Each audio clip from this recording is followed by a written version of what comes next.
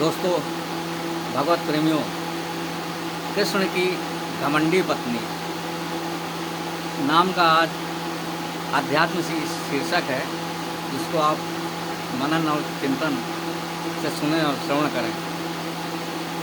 कृष्ण की पत्नी सत्यभामा एक घमंडी स्त्री थी। वो उसके पिताजी काफ़ी अमीर थे, धनाढ़ थे, इसलिए उसको बहुत ज़्यादा घमंड था।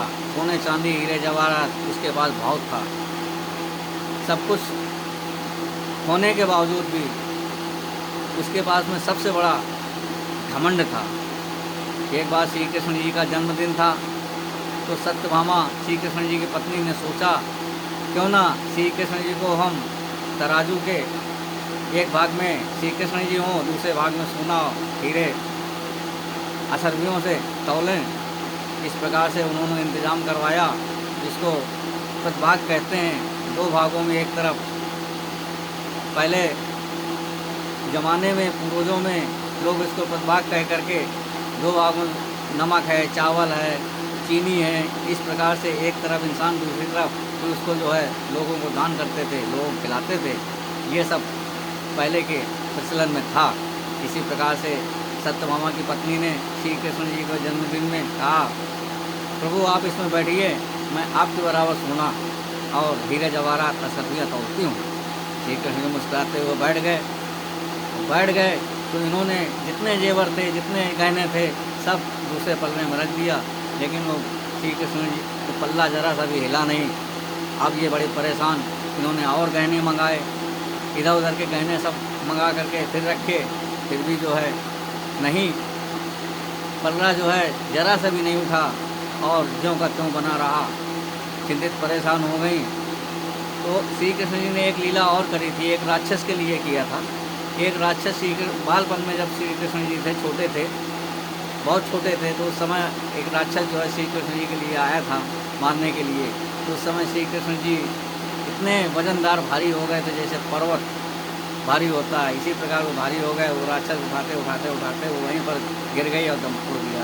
इस प्रकार से सत्यभामा पत्नी का अब यहाँ घमंड जो है चूर चूर करने के लिए श्री कृष्ण जी ने अपना वजन जो है पहाड़ जैसा बना लिया, और तिल भर जो है पल्ला इधर से उधर नहीं हुआ।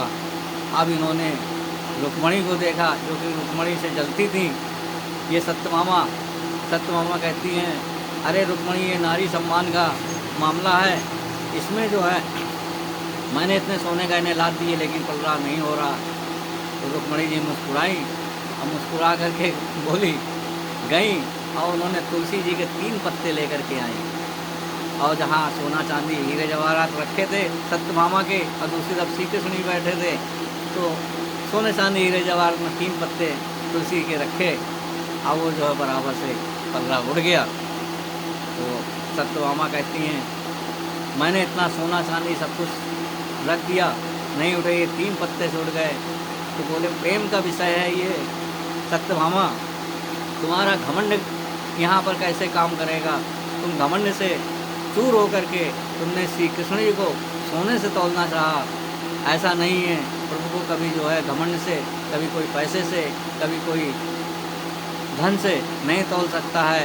इसलिए प्रेम के भूखे हैं श्री कृष्ण जी। प्रेम से मैं 3 पत्ते तोड़ के तुलसी जी के लाई हूँ और उनको रखा।